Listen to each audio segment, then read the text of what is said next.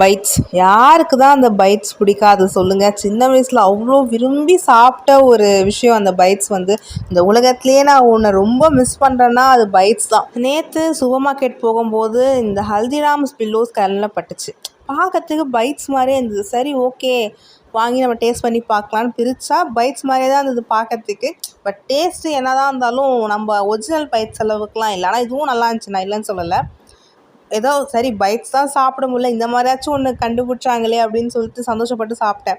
So bytes அது எவ்வளோ, அதுவும் கடைசியில் இந்த பைட்ஸ்லாம் சாப்பிட்டு முடிச்சு அந்த தூள் இருக்கும், அதை எடுத்து சாப்பிட்றதுக்கே அவ்வளோ ஆசையாக இருக்கும்.